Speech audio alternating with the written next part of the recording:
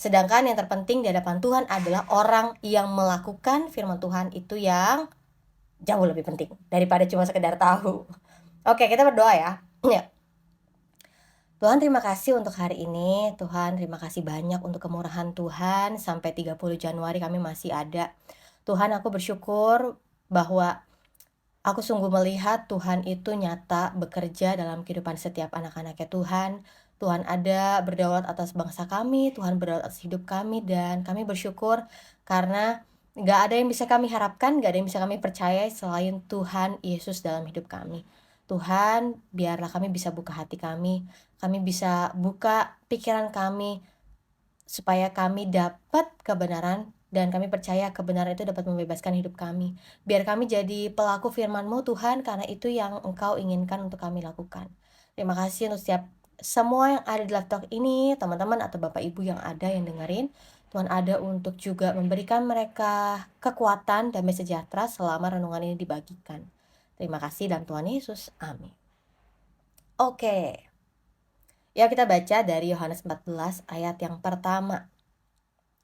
Janganlah gelisah hatimu, percayalah kepada Allah, percayalah juga kepadaku.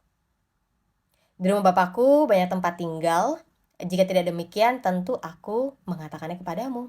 Sebab aku pergi ke situ untuk menyediakan tempat bagimu. Nah, jadi kalau misalnya kita baca, ini Tuhan Yesus yang bicara, bahwa kita tuh tidak perlu gelisah. Terus setelah kita tidak perlu gelisah, apa yang kita lakukan? Percaya kepada Allah. Setelah percaya kepada Allah, apalagi yang kita lakukan? Percayalah kepada Yesus. Di rumah Bapa di sorga banyak tempat tinggal. Jika tidak demikian, tentu aku mengatakannya kepadamu, sebab aku pergi ke situ untuk menyediakan tempat bagimu. Jadi Bapa di sorga, jadi Yesus perlu untuk pergi ke rumahnya Bapa, menyediakan tempat bagi kita semuanya. Dan apabila aku telah pergi ke situ dan telah menyediakan tempat bagimu, aku akan datang kembali dan membawa kamu ke tempatku, supaya di tempat di mana aku berada, kamu pun berada. Dan kemana aku pergi, kamu tahu jalan ke situ. Kata Thomas kepadanya, Tuhan, kami tidak tahu kemana engkau pergi, jadi bagaimana kami tahu jalan ke situ? Kata Yesus kepadanya, akulah jalan dan kebenaran dan hidup. Tidak ada seorang pun yang datang kepada Bapa kalau tidak melalui aku.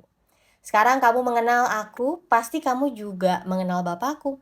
Sekarang ini kamu mengenal dia dan kamu telah melihat dia. Kata Filipus kepada Yesus, Tuhan, tunjukkanlah Bapa itu kepada kami. Itu sudah cukup bagi kami. Kata Yesus kepadanya, telah sekian lama aku bersama-sama kamu, Filipus, namun kamu tidak mengenal aku. Barang siapa telah melihat aku, ia melihat Bapa. Bagaimana engkau berkata, tunjukkanlah Bapa itu kepada kami? Tidak percayakah engkau bahwa aku dalam Bapa dan Bapa dalam aku? Apa yang aku katakan kepadamu tidak aku katakan dari diriku sendiri, tetapi Bapa yang diam di dalam aku, dialah yang melakukan pekerjaannya. Percayalah kepadaku bahwa aku dalam Bapa dan Bapa di dalam aku. Atau setidak-tidaknya percayalah karena pekerjaan-pekerjaan itu sendiri. Aku berkata kepadamu, sesungguhnya barang siapa percaya kepadaku, kepada Yesus, ia melakukan juga pekerjaan-pekerjaan yang aku lakukan. Bahkan pekerjaan-pekerjaan yang lebih besar daripada itu. Sebab aku pergi kepada Bapa, dan apa juga yang kamu minta dalam namaku, aku akan melakukannya, supaya Bapa dipermuliakan di dalam Anak. Jika kamu meminta sesuatu kepadaku dalam namaku, aku akan melakukannya. Nah, lihat ya, teman-teman semuanya. Ini aku bahas dari Yohanes 14. Ternyata aliran once, oke deh, bye. Ya ampun, aku padahal tidak berbicara seperti itu. Tapi ya itulah ya, ada banyak orang yang mengartikan perkataan kita dengan pikiran mereka, it's okay. Aku baca dari Yohanes 14, teman-teman. Jadi, aku percaya bahwa firman Tuhan itu seutuhnya adalah benar, dan kita perlu untuk baca seluruh yang ada dalam Alkitab. Enggak pilih-pilih, Ya, ada kan orang yang nggak mau baca kitab perjanjian lama, maunya baca perjanjian baru doang gitu. Atau misalnya baca kitab Injil doang, karena kan itu yang menceritakan tentang Yesus hidup di dunia. Tunggu, itu kan cerita nggak lengkapnya gitu ya. Kita perlu baca satu Alkitab supaya kita bisa ngerti apa yang jadi kehendak Tuhan dalam hidup kita. Nah, jadi Yesus yang bicara ya. Ini bukan aku yang mengutip dari sumber-sumber lain, aku ngambil dari terjemahan baru Indonesia yang mengatakan bahwa Yesus memberikan perkataannya sebelum pergi ke yang kita tahu akhirnya akan menjalani penderitaan, akhirnya akan menghadapi salib yang akhirnya akan mati dan bangkit gitu ya. Nah, Yesus memberikan pesan kepada para muridnya menjelang Yesus itu nanti akan mengalami penderitaan. Yesus bilang bahwa Yesus akan pergi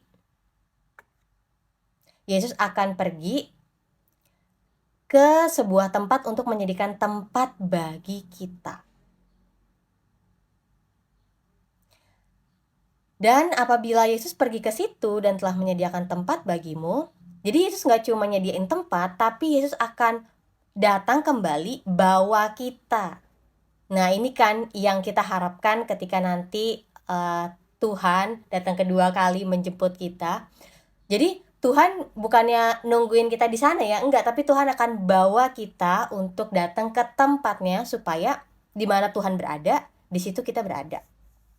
Kalau misalnya kita baca di kitab Wahyu ya, kita ngelihat wah, ini luar biasa banget, di mana nggak perlu lagi ada lampu karena Allah udah tinggal bersama dengan kita di tengah-tengah kita dan dia menjadi terang. Itu tuh kayak nggak kebayang gimana, makanya so excited. Nah, jadi Yesus katakan bahwa ya kemana Yesus pergi, kamu tahu jalan ke situ. Tapi Thomas tanya, Tuhan, kami tidak tahu kemana Engkau pergi, jadi bagaimana kami tahu jalan ke situ? Thomas tanya, Tuhan, sebenarnya kan Tuhan tuh bilang mau pergi, ya kan? Mau pergi ke tempat yang, kalau kita baca-baca ya dari roman sebelumnya, para murid tuh masih bingung karena Yesus sih cuma bilang aku akan pergi, tapi tempatnya kamu nggak bisa datang dulu gitu kan. Aku pergi bentar lagi ya. Yesus kan cuma katakan gitu, tapi Yesus nggak bilang dengan spesifik tempatnya di mana. Tapi akhirnya Thomas tanya, Tuhan, kita tuh beneran nggak tahu Tuhan tuh mau kemana. Jadi gimana kita bisa tahu jalan ke situ? Nah, akhirnya Yesus jawab. Yesus bilang, akulah jalan dan kebenaran dan hidup. Tidak ada seorang pun yang datang kepada Bapa kalau tidak melalui Yesus. Jadi tidak ada seorang pun yang mampu membuat kita bisa ketemu sama Allah Bapa di sorga kecuali Yesus. Jadi Yesus tuh benar-benar satu-satunya imam kita, imam agung kita, perantara kita. Dia adalah satu-satunya jalan. Bukan cuma jalan, tapi dia juga kebenaran bagi kita. Dan dia juga memberikan hidup bagi kita. Jadi tidak ada seorang pun manusia yang punya kuasa sedahsyat dan sebesar Yesus yang sanggup untuk akhirnya membawa kita ke Bapa di sorga. Makanya dulu memang aku tuh sebelum akhirnya dapat kesempatan untuk belajar khusus tentang Alkitab, aku tuh juga nggak terlalu memaknai tentang kematian dan kebangkitan Tuhan Yesus. Tapi ketika udah mendalami, aku tuh banyak ngalamin perubahan perspektif, perubahan paradigma, kayak wow, ternyata seperlu itu gitu ya aku untuk memerlukan Tuhan Yesus. Karena aku berpikir dulu bahwa oh iya, aku bisa lah untuk menjadi anak yang baik. Aku berpikir bahwa aku bisa lah menjadi anak yang kelihatannya nice, menyenangkan, wah melayani Tuhan, nggak pernah ada rasa capek deh kalau melayani Tuhan. Seminggu 5 kali pelayanan babat gitu kan, ayo langsung aja, hadepin aja. Dalam seminggu 3 hari dikasih waktu untuk gereja, wah semangat banget gitu. Jadi aku pikir aku cukup mencapai standarnya keagamaan yang ada untuk mencapai surga. Tapi ketika akhirnya belajar firman Tuhan, aku sadar, wow, standar kebenarannya Allah, standar kekudusannya Allah itu jauh banget daripada apa yang aku bisa capai. Jadi kalau kita mau menilai orang baik, biasanya dari mana? Biasanya kita menilai, kebanyakan di zaman sekarang kita menilai orang baik dari penampilannya, benar gak? Kalau kita punya temen yang um, ya ini maksudnya ini kebanyakan orang ya, nanti dikira akunya kayak menilai orang dari yang kelihatan. Enggak. Memang kebanyakan orang sekarang itu menilai orang dari penampilan. Jadi kalau misalnya udah kayak berantakan, ya kan, kayak nggak padi, terus kayak kucel banget, wah ini kayak orang jahat ya kan, kayaknya ini kayaknya perampok deh, ini kayak pencuri gitu, kita kayak udah anggap remeh gitu kan. Atau misalnya kita anggap orang baik ketika orang itu selalu happy, selalu menyenangkan, selalu menguntungkan kita gitu. Kalau misalnya orang itu tidak menguntungkan kita, bukan orang baik. Benar. Apalagi kebanyakan kita mengukur orang baik adalah seberapa banyak dia pelayanan dalam gereja, ya kan? Seberapa banyak dia menghabiskan waktunya untuk dalam gereja. Tapi tahu nggak? Ternyata sebuah ukuran Allah untuk menilai orang itu baik, orang itu layak disebut sebagai orang benar bukan cuma dari kelihatannya, tapi dari keinginannya, dari pikirannya. Gimana? Kita seumur hidup kita bisa nggak selalu berpikir yang benar? Enggak ya. Tiba-tiba kita berpikiran kayak pengen jahatin orang, pengen balas dendam. Kita nggak suka ngeliat ada orang yang sukses. Kita iri kalau ada orang yang sukses. Kita iri kalau ada orang dapat promosi. Kita marah kalau misalnya, lah kan kita sama-sama makan nasi, kita sama-sama mulai dari nol, kenapa dia dapat promosi duluan gitu kan. Kayak iri hatinya makin berkembang. Atau misalnya kita punya ini pikiran-pikiran yang jahat, yang cabul, yang porno gitu, tiba-tiba aja nggak ada angin, nggak ada hujan, tiba-tiba muncul aja ada hasrat gitu ya untuk melakukan hal-hal yang nggak benar. Nah, nggak cuma dari yang kelihatan, pikiran, keinginan, apalagi natur kita sebagai manusia. Nah, ini yang totally kita semua pasti akan berada di bawah ukuran kita semua berdosa. Nggak usah aku sebutin lah, tapi kira-kira semuanya pendengarnya pasti tahu nih asalnya dari mana dosa, ya kan. Nah, terus apa lagi? Dari yang kelihatan, tindakan kita, perkataan kita, pikiran kita, keinginan kita, bahkan natur kita sebagai manusia. Wow, ini nggak sampai, standarnya Allah nih nggak sampai. Jadi aku tuh kayak dalam hati, Tuhan, dulu tuh aku sombong banget ya, merasa bahwa aku mampu untuk menjadi orang baik, aku mampu untuk menjadi orang yang selalu benar di jalannya Tuhan. Tapi akhirnya ketika mempelajari khususnya tentang firman Tuhan yang banyak mengajarkan tentang dosa, mengajarkan tentang ya tabiat kita sebagai manusia, itu tuh makhluk apa sih gitu kan. Kita tuh awal mulai dari mana dan kenapa kita ada sekarang tuh dari keturunan ini segala macam ya kan. Wah, itu aku jadi belajar tentang kasih karunia Tuhan. Bahwa nggak ada satupun dari kita yang layak untuk bisa datang ke Allah Bapa.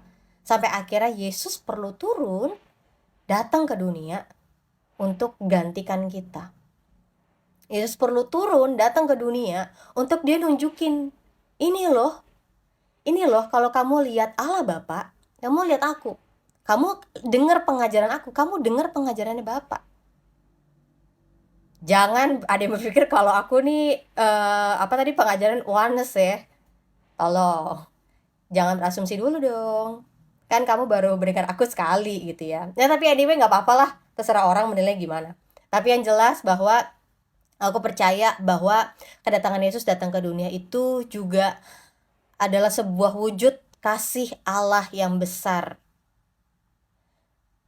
Untuk menunjukkan bahwa ternyata Allah itu bukan Allah yang udahlah gagal manusia, udah. Manusia akan menghadapi penderitaan di bumi dan mendapati penderitaan juga di kekekalan. Tapi justru kasihnya Allah kepada kita, dia mau korbankan anaknya. Aku pernah bahas di renungan sebelumnya. Kita aja kalau punya barang berharga ya kan, Kita sulit banget buat kasih ke orang terdekat kita, karena kita pikir, tunggu, nih orang terdekat kita bisa nggak ya ngejaga barang ini, tunggu, ini jangan-jangan barang ini kayak takutnya ditaruh gitu aja, berantakan, ya kan, nggak dijaga gitu, bahkan nggak dipakai, aduh gimana, kita mikir berulang kali kalau misalnya mau kasih suatu barang yang berharga. Gimana kalau Allah Bapa berikan anaknya yang tunggal, supaya setiap orang yang percaya beroleh hidup yang kekal. Padahal tidak semua orang akhirnya menerima Yesus, benar nggak? Tidak semua orang akhirnya memuliakan Yesus. Tapi Allah Bapa karena kasihnya begitu besar, dia tetap mau kasih. Makanya aku belajar tentang kasih, ya buat aku speechless ya, karena wah ternyata pengertian aku tentang kasih dengan pengertian yang aku dapetin dari firman Tuhan beda banget. Kasih aku masih dikembangkan gitu, dalam arti kayak, aduh Tuhan nih ketemu yang ini lagi, aduh gimana nih ya gitu, aduh Tuhan ini orang-orang yang gitu kan, yang aku udah tahu nih gimana, aduh gimana ya Tuhan, mengasihi mereka, gimana ya cara yang tepat untuk mengasihi mereka, masih mikir-mikir. Tapi Allah itu kasihnya besar, dia mau kasih kasih aja, nggak berekspektasi untuk kita sadar diri dong gitu.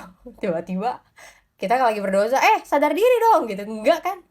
Tapi dia dengan sabar, dia dengan kasih yang besar, dia berikan kita kesempatan sehingga akhirnya kita bisa sadar dengan penuh bahwa semua ini kasih karunia Tuhan, diberikan secara cuma-cuma, gratis. Kita tahu pengorbanan begitu mahal, akhirnya kita berbalik dengan suatu kesadaran karena kita memang mau lakuin yang benar, bukan karena paksaan. Jadi Yesus adalah jalan satu-satunya. Betul. Jadi kalau misalnya ada orang di dalam sebuah pedalaman gitu ya, mungkin tidak ada seorang ya hamba Tuhan di sana yang melayani. Tapi misalnya mereka tetap ada Alkitab di sana dan mereka tetap berpegang kepada Yesus, ya aku percaya bahwa mereka juga akan diselamatkan.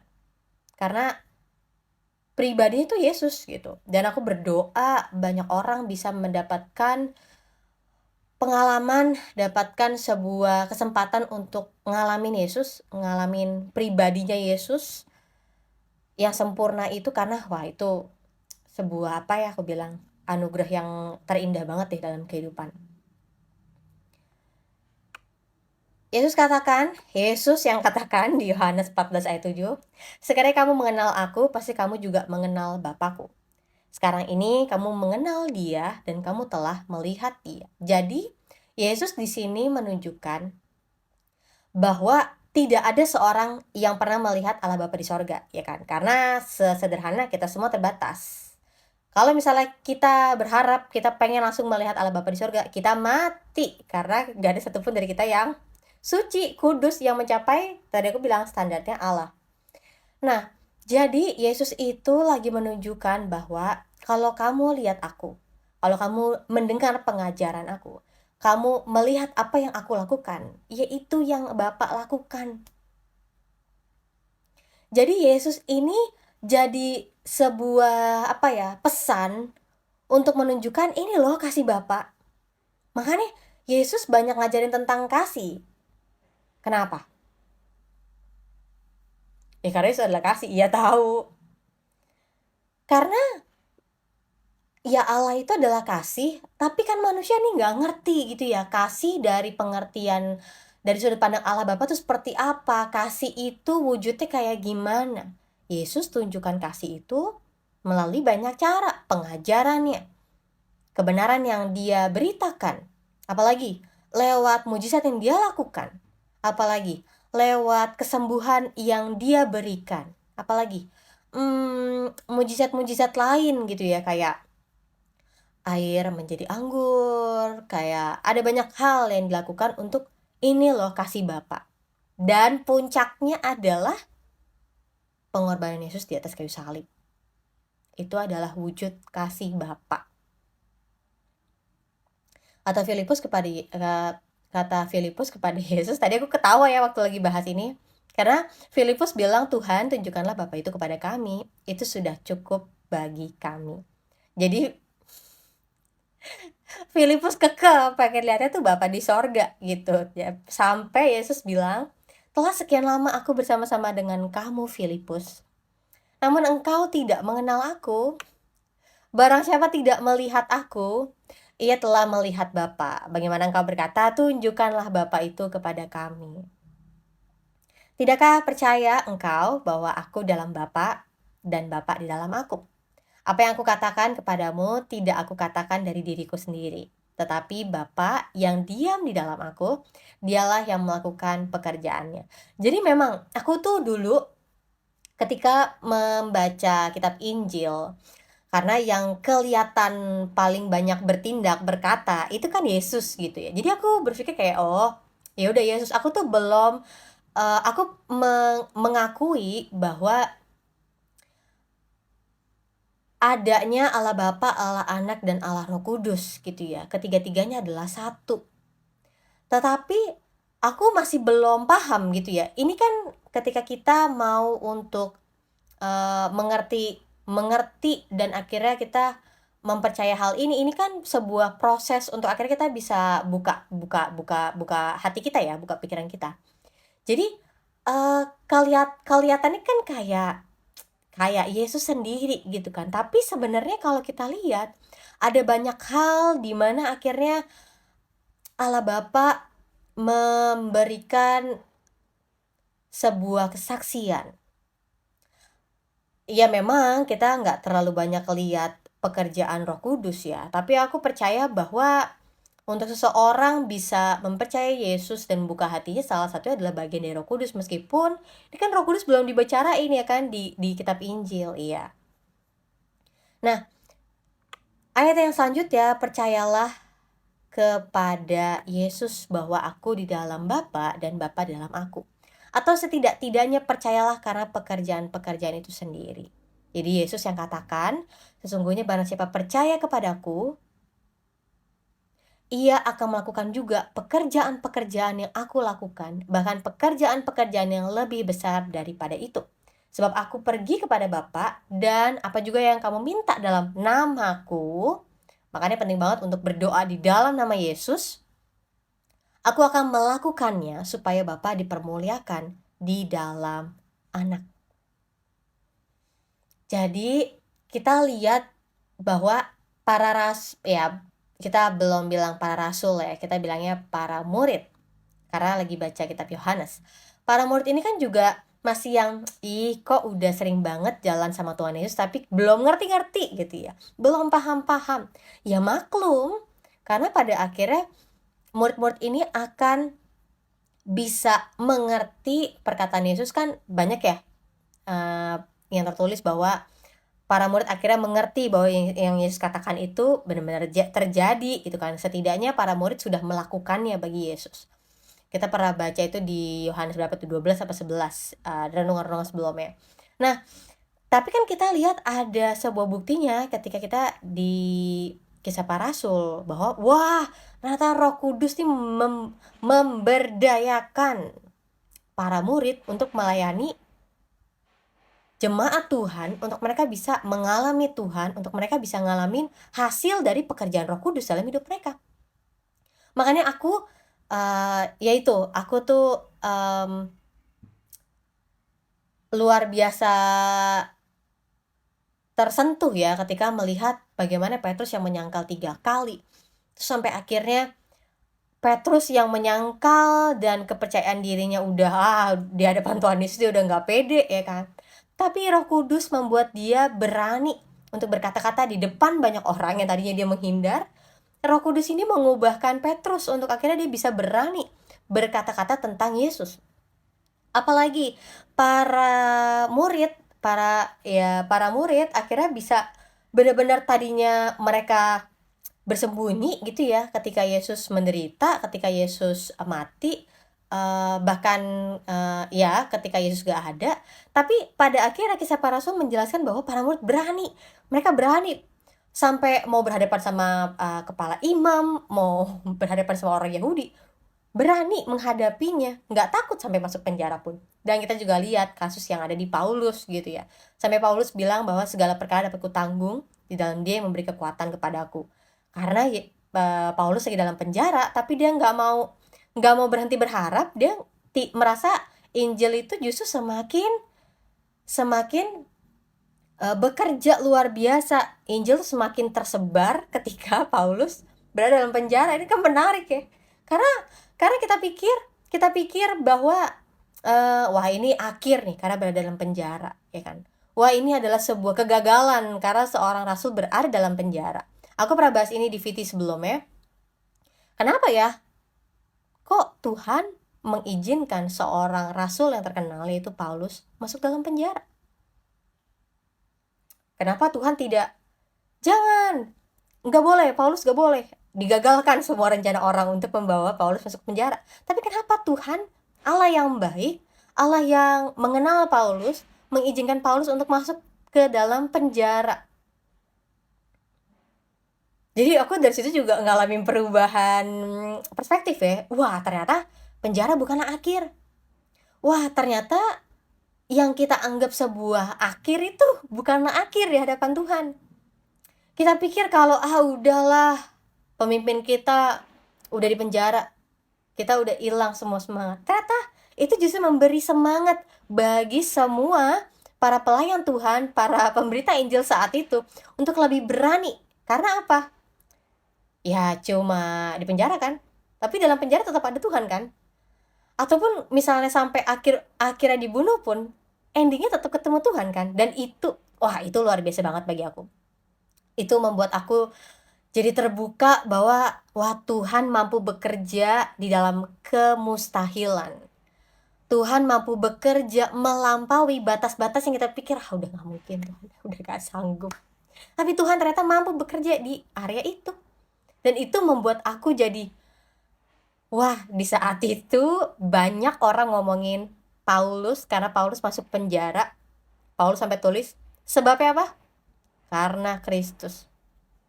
Bukan karena kesalahan Paulus, bukan karena ya pokoknya kesalahan dari diri Paulus, bukan, tapi karena Kristus.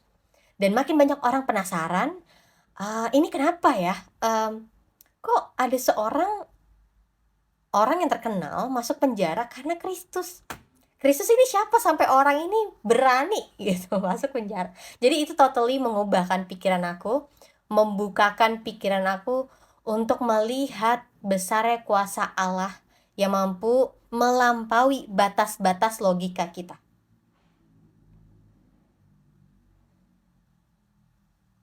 Jadi kalau misalnya kita lihat dari peristiwa penderitaan Yesus, kalau misalnya kita lagi mau ingat lagi kisah tentang kematian dan kebangkitan Tuhan Yesus. Kalau memang iblis itu pinter saat itu ya, dia harusnya menggagalkan kematian Yesus ya kan. Tapi buktinya itu iblis itu adalah sebuah pribadi yang positifnya adalah tidak menyerah ya kan. Tapi sangat disayangkan adalah kenapa akhirnya kalau mereka benar-benar sadar bahwa tahu ya iblis tahu lah ya, kita kan udah lihat firman Tuhan ada banyak buktinya di mana iblis akhirnya bertekuk lutut di hadapan Yesus gitu.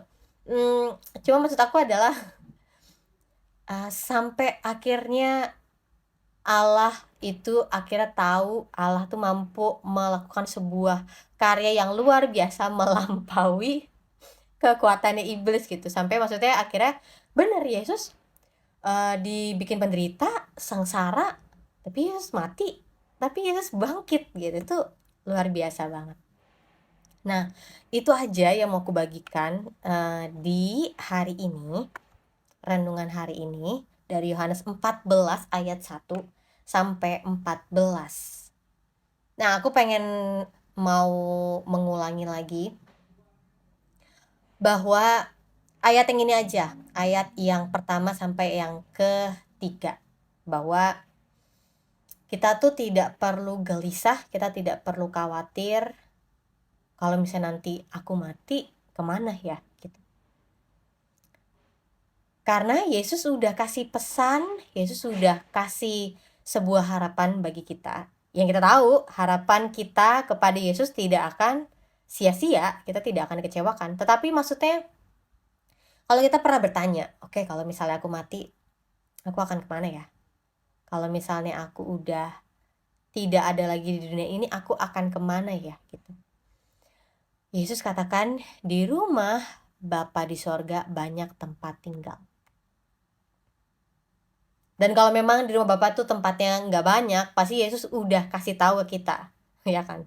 Tuhan Yesus udah berikan jalan yang lain, tapi Yesus udah katakan bahwa Yesus pergi ke rumah Bapa untuk menyediakan tempat bagi kita. Yesus pergi ke situ untuk menyediakan tempat bagi kita, dan Yesus akan datang kembali. Dia nggak tinggalin kita. Dia akan datang kembali, menjemput kita, bawa kita ke tempat di mana dia berada.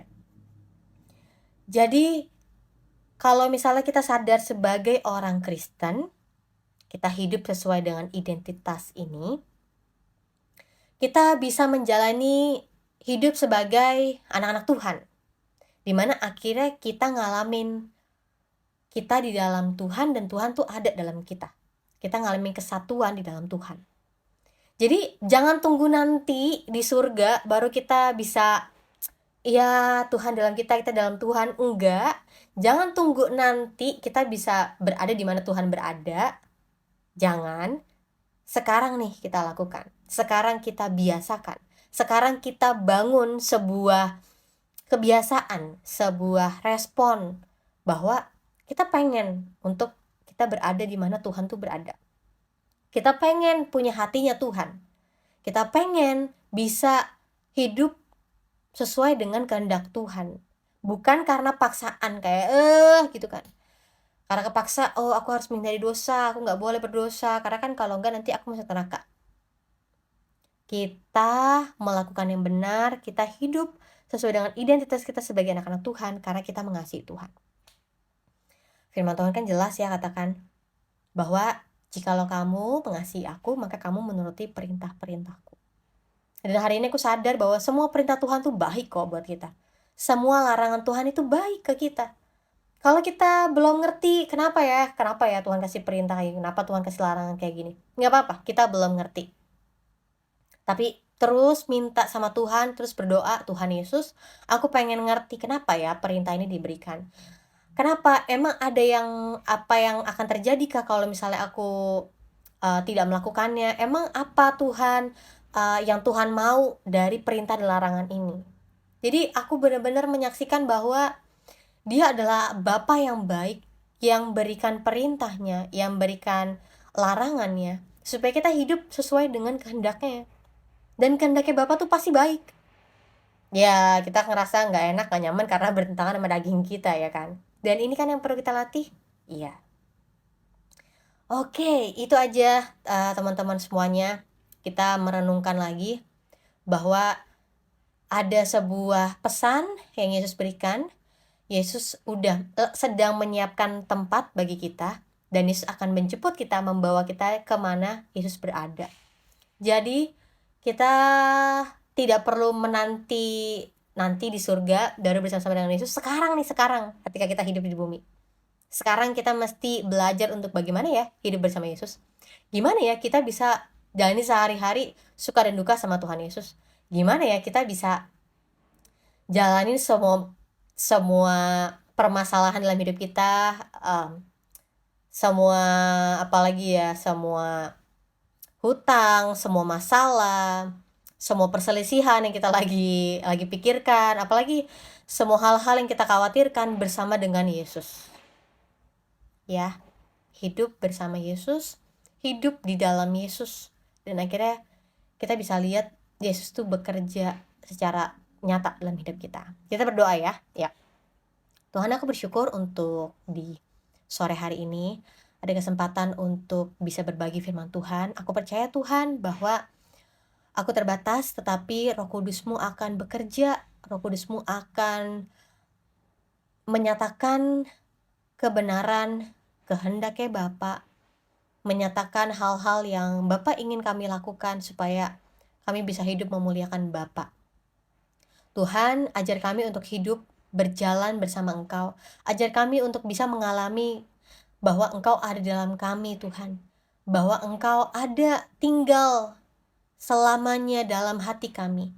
Dan kami melihat buah yang nyata dari kehadiran-Mu dalam diri kami. Kami bersyukur untuk setiap teman-teman yang bisa hadir di live talk ini. Kami bersyukur untuk setiap kesempatan yang ada, gimana kami bisa ngobrol, bisa berbagi. Tuhan kiranya ada memberkati mereka semuanya, memberikan mereka damai sejahtera dan sukacita untuk bisa kuat menghadapi kehidupan mereka. Di dalam nama Tuhan Yesus, amin.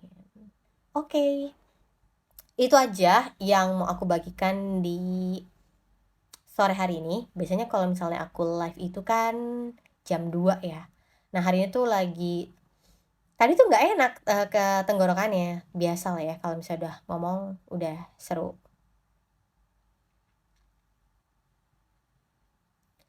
Ya, jadi thank you buat teman-teman semuanya yang udah bisa hadir dengerin. God bless you. Kita ketemu lagi besok hari Rabu jam 2 siang untuk kita sama-sama dengerin renungan firman Tuhan. God bless you.